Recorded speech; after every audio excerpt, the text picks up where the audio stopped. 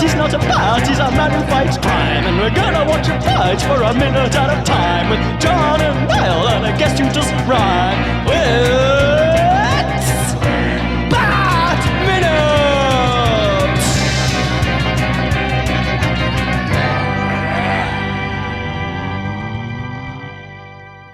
Attention, citizens of fair Gotham. Welcome once again to Bat Minute and Robin, the show that attempts to trap a snowman 3 days a week. I am one of your hosts, John Parker.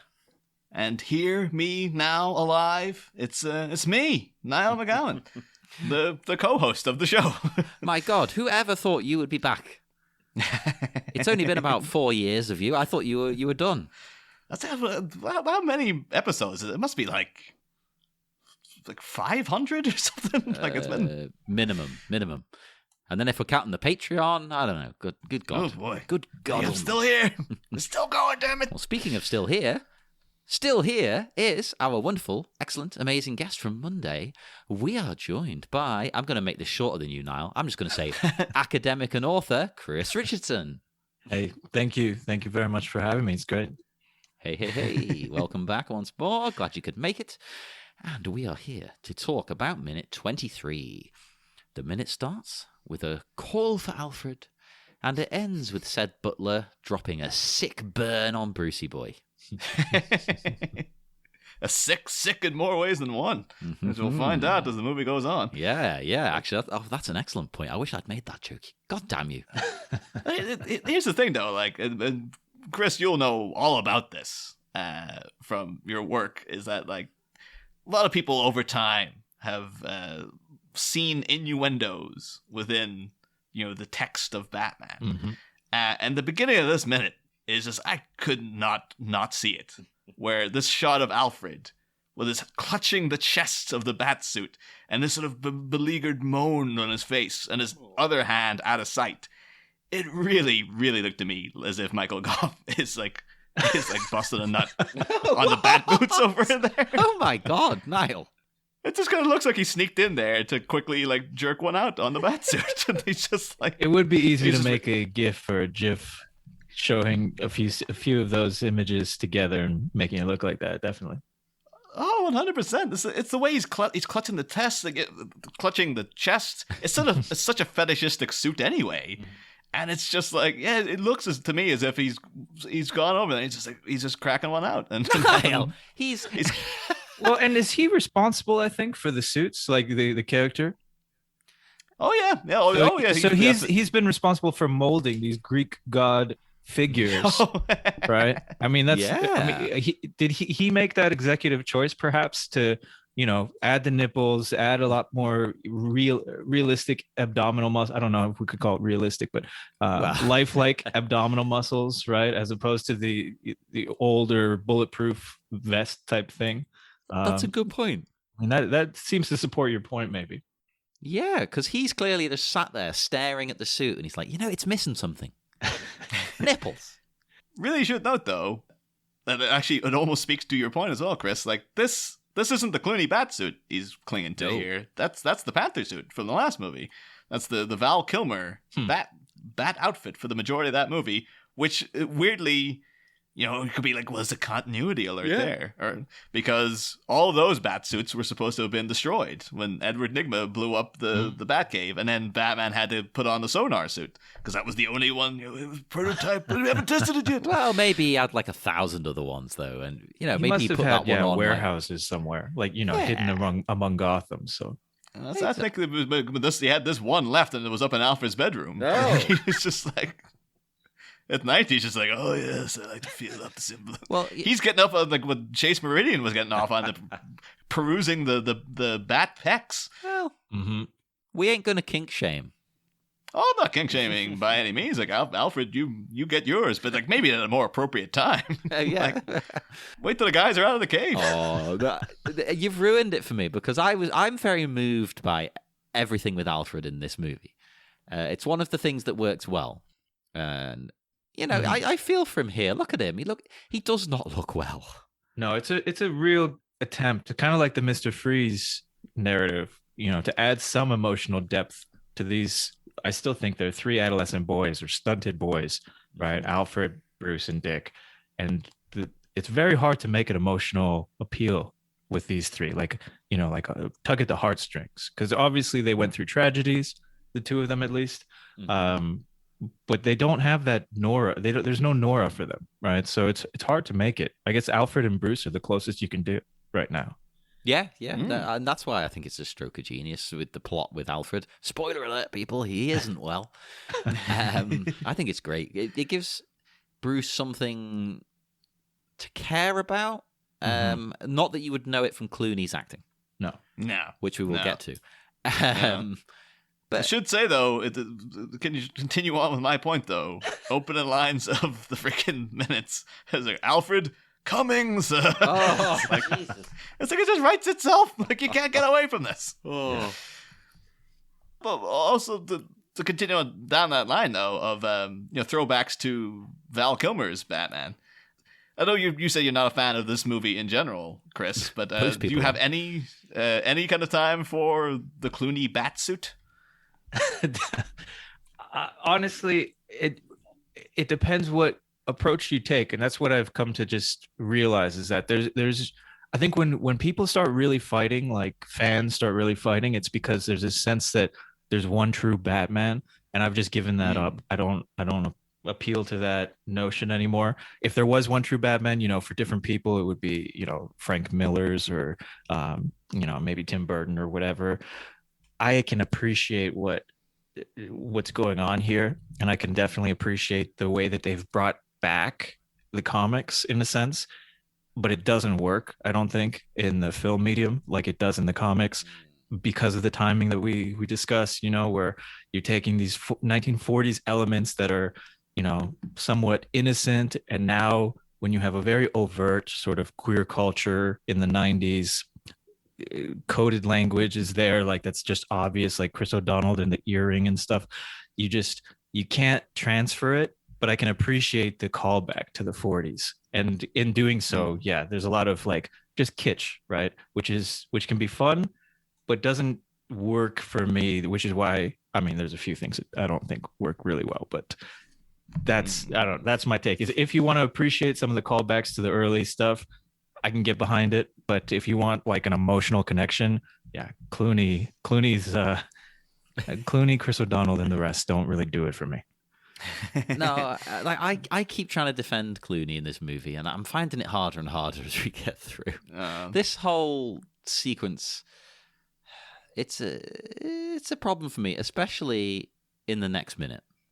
Yeah, though. There's a problem I have in the next one, which we will talk about. But he's not. I'm trying to defend it, and he keeps screwing with my plan. God damn you, Clooney! What are you doing? But the reason I bring that up though is that because you get I don't like the Clooney suit that he's given, and I put in the chat there a link to the concept art for the suit originally. If you guys want to, if you click on it, should hopefully lead you to. It looks very robotic in a sense. Yeah, it's like, I really like it. I don't know if it would suit this movie, but it does. It looks much more like tech based. Yeah, you can see all the kind of little wires run out throughout the arms. It's very more overtly blue, which is like apparently to say like, oh yeah, it's supposed to be like a it's supposed to be blue in the movie. It just looks entirely black. And it's got a little more Geigerish kind of touches to it. Definitely. But the most overt thing about it is that if you look at the face, it looks very much like they were thinking Val Kilmer was coming back, because it's very blatantly a picture of Val Kilmer in a bat suit. 1,000% Val. Tell you what, I really love the cape. Yeah, it's looking very dynamic and rugged. Yeah, there. We'll have to put this in the Facebook group. Oh yes, totally. And you can see rivets actually. Look at the muscles on it. You can see like the rivets.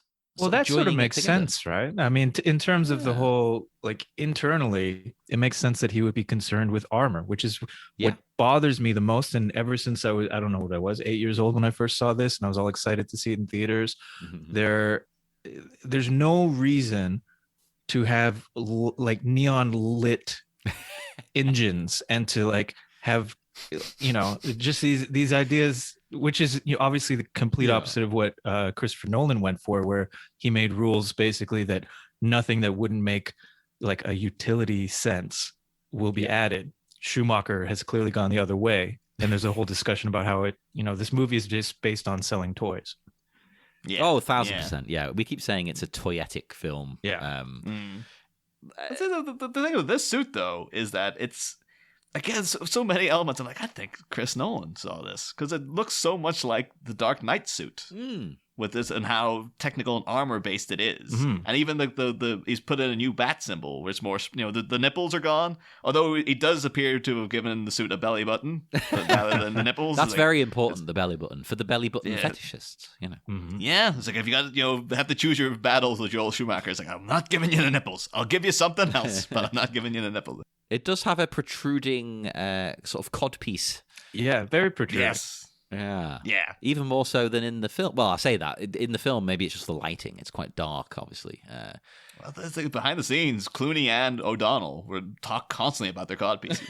Like, there seems to be very, very proud of, like, Clooney always saying, make sure mine's a little bigger and stuff like that.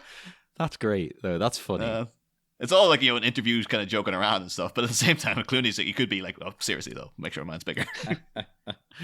Why but not? look, this totally looks to me like that if you made that a darker shade, it's like, it is a Dark Knight suit. This is, you know, the same kind of bat symbol and everything. It's, you know, it's the same idea to me. But I also noted that when you go out to the screen, whereas, you know, in Batman Forever, it had a bat emblem up in the cave wall that split apart and you saw the screen in the middle. There's a new bat symbol up there now. That's not the one that they have on the suits, but it is the one they have on this suit. So it seems, again, with like the production rushing and stuff. Yeah. They're like, they had settled on that as a bat symbol for the movie.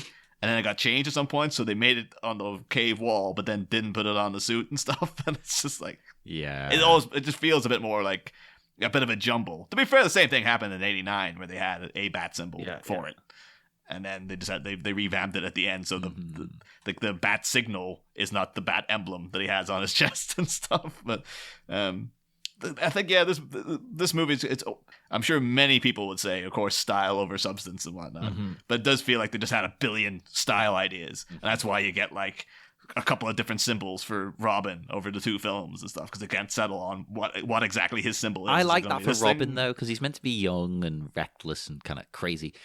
So he's like, I need a new one. This isn't good enough. This isn't good enough. He's the kind of character who would probably revamp it every 2 weeks. Yeah. I think by that same logic, though, that would work great if then Bruce was like, I have a bat symbol. Yeah. And I'm sticking with that exact symbol for the rest of my life. He should be the sturdy rock and Robin should be the wild card, yeah. Well, he should be like, I haven't had a different haircut in like 25 years. But he clearly is thinking, I mean, the character must be thinking about the bat symbol all the time, because in this film, he puts it on everything, right? There's his desk is a bat symbol. His chair has a bat symbol. The TV or whatever has a bat symbol. There's a bat symbol above the doorway, just in case you forgot where you were. Like everywhere you look, it's like a branding campaign, but it's obviously, you know, like anyone branding something would be a little bit more concerned about making it sort of standard. Like even the screen itself, which is a bat symbol, has a bat symbol in the right corner, you know, in the screen, just in case, you know, in case there's any ambiguity. Like I like the idea of the Batman mythos. Like, I'm here to scare criminals. They're scared of bats. I'm going to embody that. But I find myself wondering, like, when you're making the Batcave and you're designing it, there's no criminal that's going to be here thinking, you know, where am I? Oh, I'm in the Batcave, or I'm here somehow. And then I've just seen the Bat computer shaped like a bat and the Bat screen shaped like a bat. That's striking terror into me, right? Because I'm a superstitious lot. I don't know. I'm not sure what the use of symbols is here. It's odd. Like, who's it for? Because, as you say, it's only these three who ever come down here. And sometimes you got to buy nice underwear just for yourself. Well, that's true. I do recommend that to everybody. Yeah. So the thing is, he definitely has a bat symbol on his underwear. There's no doubt about that. Oh, yeah. Totally. But the real question is the underwear yellow with bat symbols on it, or is it black with bat symbols on it? I think with this version of Batman, it would be the black with black symbols on it, which is like you can't even see it. What the hell are you doing? With an enlarged cod piece too for the underwear. Of course, just for yourself, just to which just makes any talk of cod pieces. I immediately think of Blackadder, the English comedy in the first series of that, when he wears a ridiculous cod piece. Well, I'm trying to remember the exact wording. Oh, yeah, he puts it on because he just wants to be annoying, basically. So he puts on the cod piece. He's like, yes, today I will wear the Black Russian. That'll terrify the clergy. That's his whole goal. I was the same. It is the Batman attitude, though. Just applied now to a cod piece, though. It's like, it's just striking terror. And maybe that's what Batman was going for. It's like, oh, you know what'll really freak him out? If I just add a bulge. And then, of course, to Alfred, not just behind the scenes of Clooney, but to Alfred, Bruce is like, make sure mine's is. Oh, actually, well, speaking of Alfred, I didn't say, we joke all the time about Bruce overworking him. Mm-hmm. And he's not looking well here. And we've said a few times, why is he still making him work? But I actually, being serious for a minute, I get the impression that this is a man who has to work. Like, if you take that away from him, he's going to deteriorate even faster. He's one of those people. He's like, he lives for this. Yeah. So that's kind of why he still has him, bumbling around doing things. It's not. It isn't to be mean. It isn't to be like, do my Christmas decorations like he was doing a couple of movies ago. It's kind of for his own good. Like, keep him busy. Well, that's the thing is, it is like you could interpret it in, if you get away from my very juvenile, he's busting a nut on Batman's boots. It's almost like what's keeping Alfred going here? What's keeping him from dying is the continuing the work of Batman. Yeah. So that's when he's standing there on death's door, he's clutching the symbol because he's like I have to keep going. I have to make sure that my work is continued after I'm gone. So just a little bit longer. In order to get his affairs in order and get later on the info to Wilfred as it's supposed to go to originally. Yeah, I do think that is the attitude of Alfred. It's like, he's bought in. There's no retiring for this guy. Like he is in this until the day he dies. I could never help but read this, even when I was younger, to some extent, reading this as like a meta narrative where Alfred is the old school. He's been around for a while. He's seen a few different Batman, really. And he's just he can't deal with this anymore. He has to die because his character, I mean, he can't get on board with Batman and Robin. And I know that's like outside of the interior story, but I feel like this is just the public's, like Alfred mirrors the public's reaction, and he's gone from like, okay, this is great. Okay, we're going to make some changes. I just can't hang on anymore. Like the franchise is dying. I'm dying. This is difficult to watch, and he's just grasping at that old Batman. Like the original idea was so great. Take me back. It's just now the Batman franchise is on life support. It's time to go. It's just time to say goodbye. Yeah, I get that, and I appreciate that from him. Yes, I wonder, did he, as in the actor, feel that way? He must have. He must have known what was going on. I've not read anything of him dissing it. It's hard to tell Michael Gough, though, because he's in, like, obviously a very good actor, but he's in a lot of crap. Like, he's in, like, Trog and like, really appalling horror movies. Like, the dregs of the Hammer movies. Michael Gough's like, yep, I'm here. So this could just be like, this is another day at the office for me. Like, I don't really care if the movie's good or not. So I was like, if it's an absolute trash, it's like, maybe he had the foresight. It's like, oh, wait 40 years, it'll be a cult classic by that point. People will talk about it 1 minute at a time. Yeah, so it could be that he knew, like, oh, people hate this now, but you give it 25 years, and people are like, that Batman and Robin movie, I think if you look at it differently, it's actually got something going for it. So it's that Back to the Future bit, your kids are going to love it. Exactly, yeah. Definitely big. There you go, that's the meme to make for the week this airs, John. Just Michael Gough's head over Michael J. Fox's. Maybe you're not ready for it, but your kids are going to love it. Michael J. Gough. There you go. Oh God, Niall, get photoshopping. All listeners, please. But actually, in talking about a couple of things that we have to talk a little bit about the squabbling nature of Dick and Bruce here, because, Bruce rightly pointing out that, Dick was being reckless and he almost got killed by Freeze tonight. And Dick's attitude is like, oh, look at me. See him here, me now, alive. Everything's fine. It's like, that's not the lesson you should be taking away from this, man. No. Like, you wouldn't, you really messed up. Like, you shouldn't have done what you did. And now you're just like, it's fine. Yeah, and he really did almost die. Like, Batman's not exaggerating here. Well, also, though, as we've established, he just needed to warm his feet in a nice little bath. So if that's the fear, we really should take it a step back and, relax. It's fine. If this happens again, the foot bath is there. Alfred can pour some more water into it. It's going to be okay.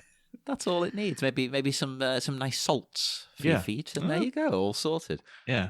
And it's kind of weird, too, that, like, Dick watched Mr. Freeze, go that dunk into, like, the 50 degrees below zero solution. And he's just like, that's gotta hurt. I was like, you were just frozen alive, dude. Like, they give him a bit more empathy. Like, oh, yeah, I know, it's pretty rough. But I guess maybe it could be like, why doesn't he just put his feet in a warm bath? Like, that's all it takes, right?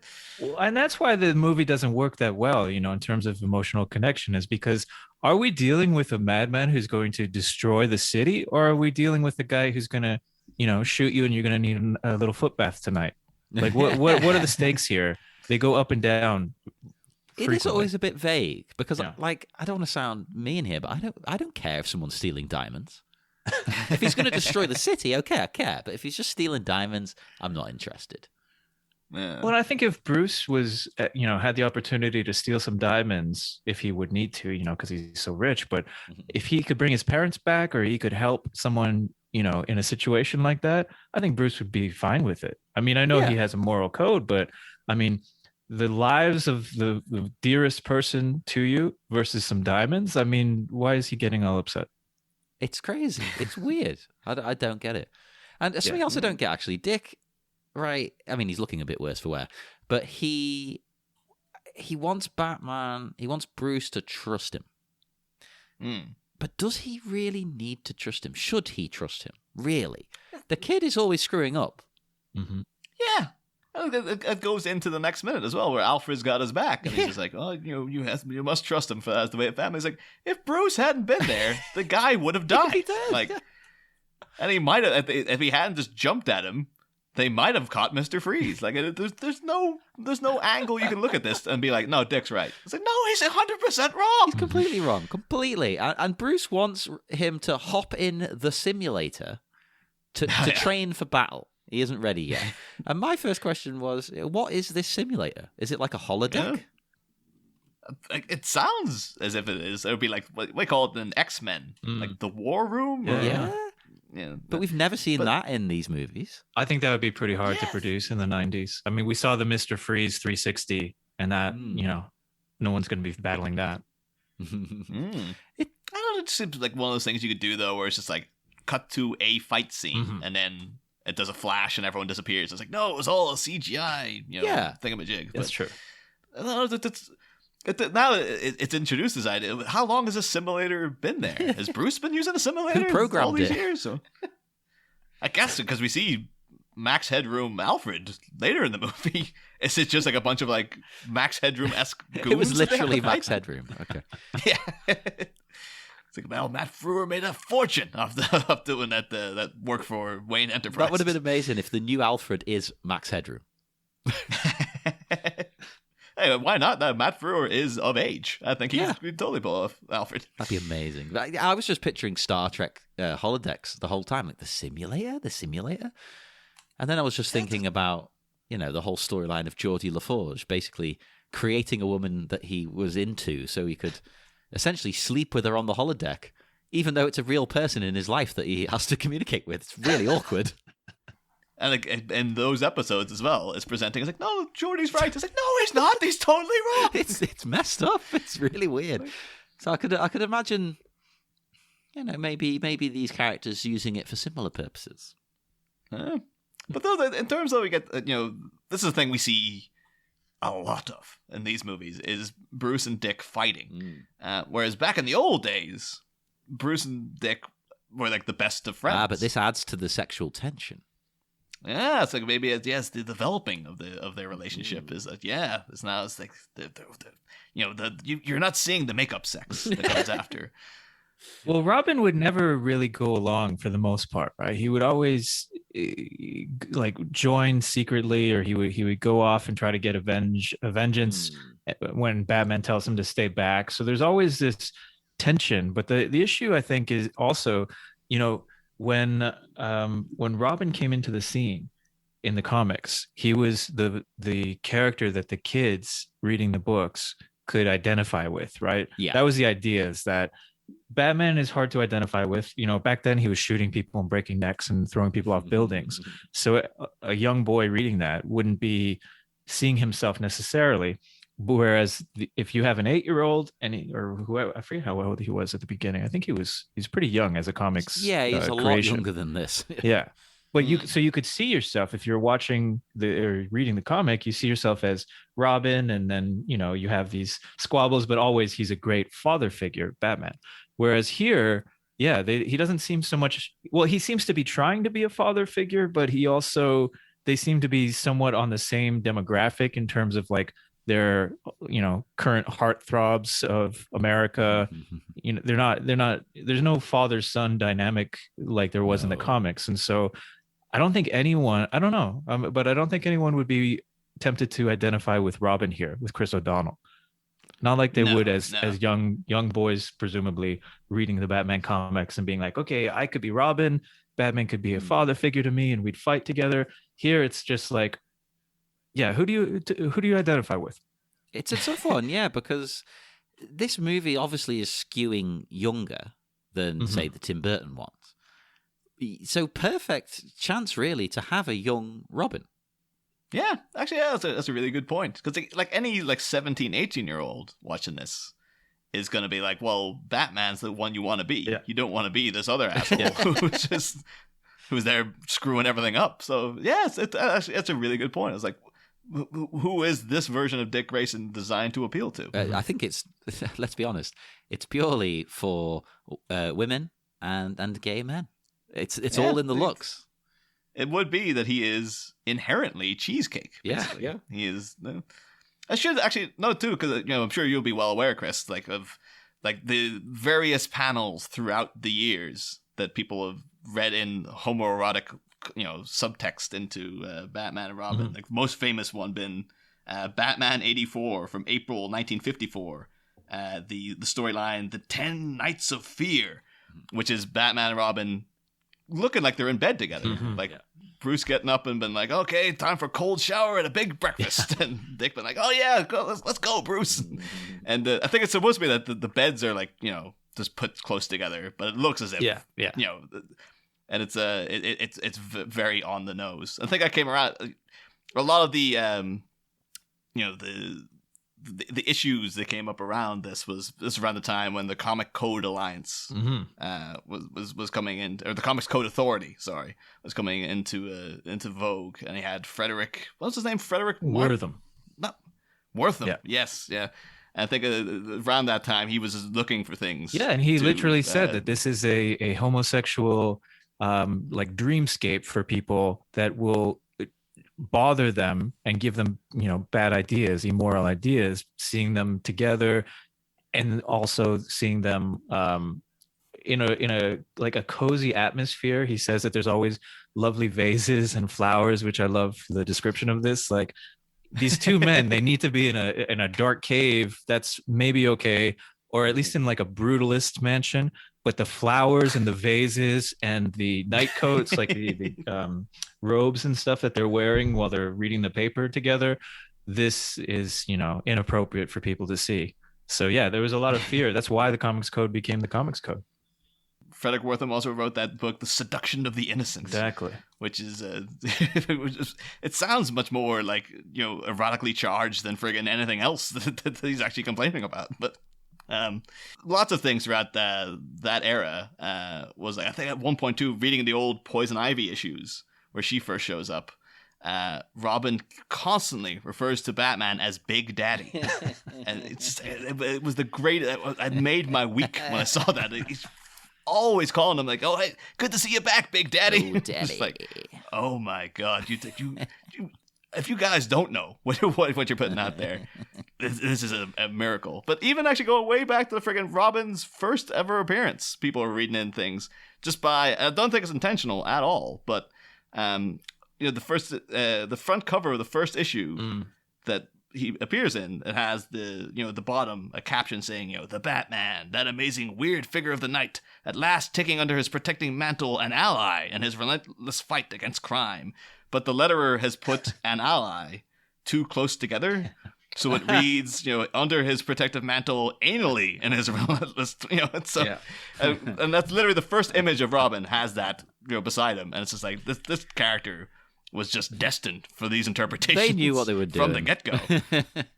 Yeah, no, the best is when there's a scene where I think it's Justice League. I'm sure you've seen this. They've been given some kind of like poison where anything they touch turns gets also this poison or this disease or whatever. So all the superheroes together are like, Superman's like, "Oh no, Lois Lane," and they're all worried about their significant others. And then the last person to comment is Batman. He's like, "Robin, what have I done to you?" That's because I think it's like, the Flash is like Iris West, and then the Atom's like, "Oh, my girlfriend," and then it's like, "Oh, Robin, what have I done to you?" But so it's just it was always going to be there up until and they did enact certain things to counteract it. But we can get to that stuff next minute, actually, because it becomes a little more relevant there, I feel. There's only sort of a couple of other little things that happen here. We didn't mention that Dick, Bruce has a plan, fetch the Wayne diamonds. And Dick says, "We're going to trap ourselves a snowman?" That literally makes no sense, Dick. Who's ever trapped a snowman? That's not a saying. Yeah. I don't know if there's any way you can spin it to be like, I don't know, we're going to melt ourselves a snowman? That doesn't work either. You don't have to always be quipping and punning. Maybe something Schumacher... And are we going to slip up a snowman? I guess. I don't know. It's stupid. And then... We're going to catch this guy cold-handed...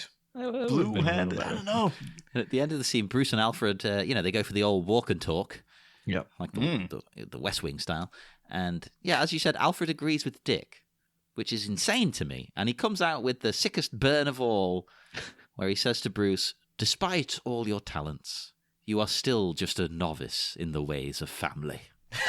Oh, Jesus. It's like, well, at least I'm not like a 90-year-old bachelor, man. Yeah, he should have got one back. There's no need for that, Alfred. Come on. I know you've tried to hook Bruce up in every movie except this one, strangely. Yeah, but still, he's just given up by now. Yeah, I think he's given up on the franchise, on the romance, all of it. Everything. He's given up on life. I think at this point it will be the presence of Dick Grayson there. He's just like, there's no denying this. Like he's got a man stud in the house with him. Like this. Well, maybe that's why he feels like he can pass on now. It's like, well, he's got what he needs. It might not be what I expected, but it's what he needs. Yeah, totally. We will head off into the dark, dark night. So join us once again on Friday, everybody, for more Bat, Minute, and Robin. Next time, Holy Haunted Hallway. The Bat worries his ward is proving impossible, and discussions on Dick turn philosophical. But after some musings on mortality by the manservant of Wayne, is our moody millionaire ready for a literal trip down memory lane? Expect some specters next episode, folks. Same Bat Pod, different Bat Minute. We'll be back.